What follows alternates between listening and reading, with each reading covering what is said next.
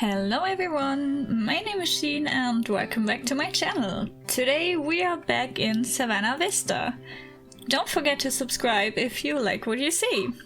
So the first thing we are doing today is take a little tour of the zoo, including the newly built fennec fox nighthouse.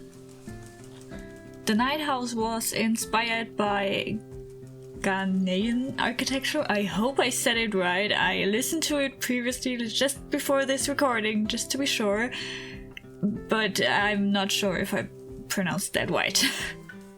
So after we visit the fennec fox house, we are making a little swoop over the pygmy house and then are looking at the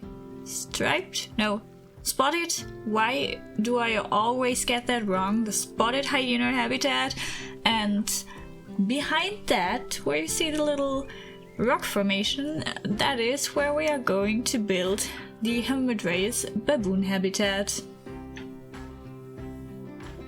After the hyena habitat was done, I had me confused. I confused myself, because the layout that I previously planned was not at all what I ended up doing here.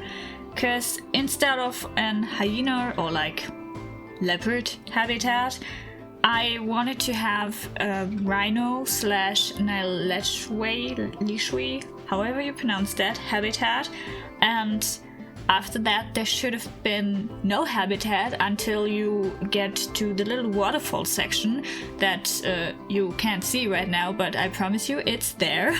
But obviously things didn't go as planned. And when I realized that I have like this little area that has nothing in it, I thought to myself, maybe I can put an animal here.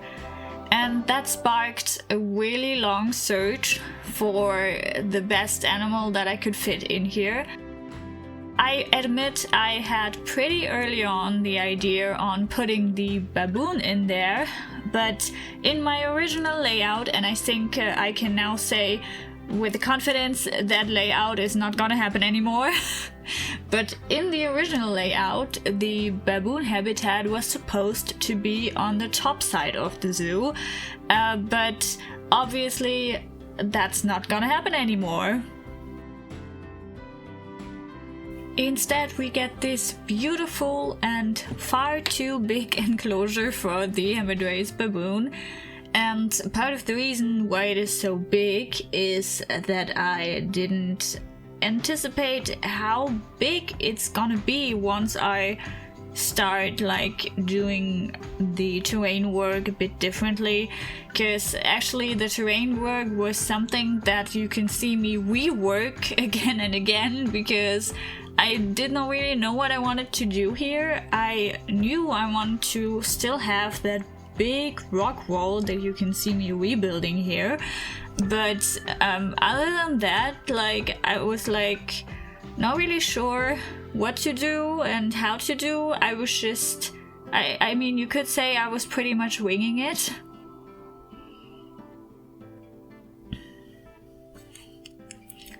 So of course that wall, that rock formation wall, needed a few plants, and I was trying to not go overboard with the plants in this habitat, since all the baboon habitat that I have ever seen in real life, which I think are 3,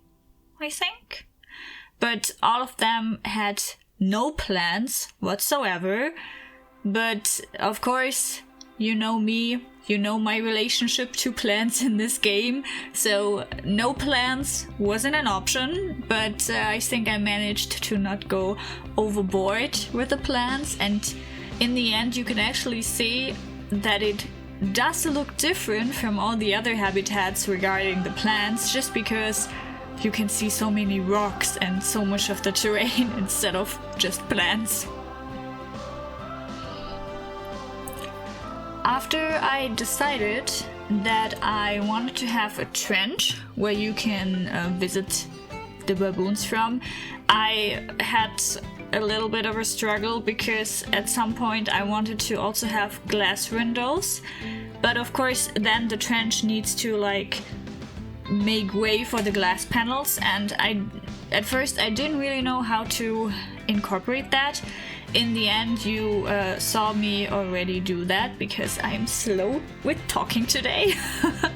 But I ended up doing a bit of a barrier. I think it's the I don't even know like which one it is. Like, you can see it now, the right one next to the brick ones. I forgot what it's called.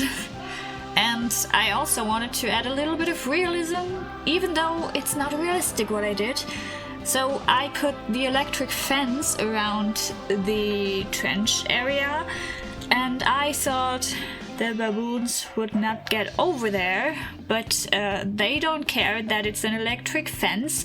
They jump over there, they step over there, it's not a problem. They can't jump out, but they still like to be on the other side of the fence that they are not supposed to be in, but that's just something I will need to be living with. No, that I need to live with, because if like I try to make it so that they can go on the other side, but that would need again more terrain work, and at this point I was done with terrain work. I wanted to move on to like rocks like I do now or plants, but as I previously said, I didn't want to go overboard with the plants, so I wanted to do rocks, and yeah, I did a lot of them, and I think they look pretty great. They remind me of the baboon habitat in I'm mixing up the zoos. It's one of the zoos that I visited in the Netherlands. I gotta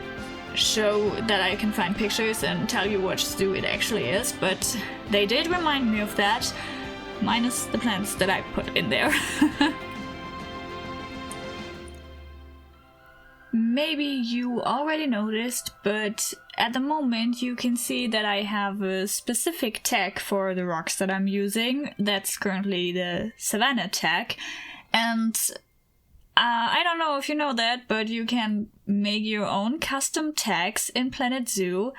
I knew that for a while, and I always thought, why would I need that? Like, the reason, like the way it could be incorporated in the building process, that did evade me until now, because now I am hooked. I am hooked on making custom tags for everything.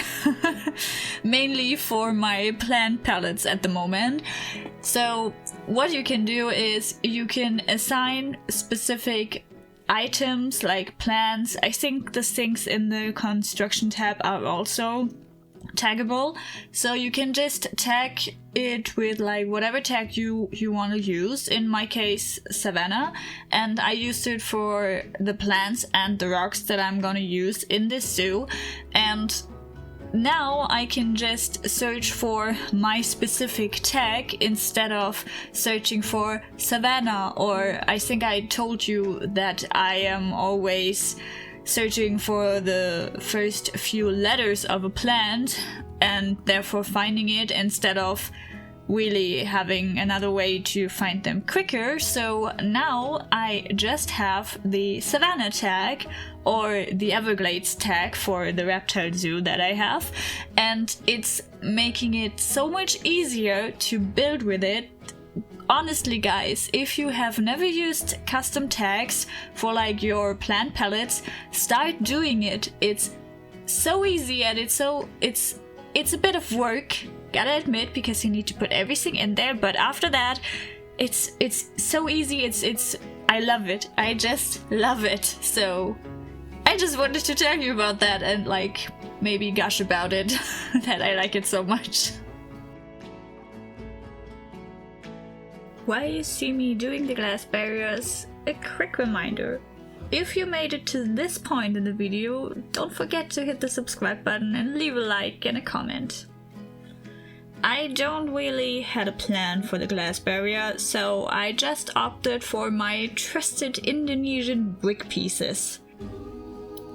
I used the aquatic rocks to make the terrain look a bit more interesting in just spamming them over the ground and then blowing them all.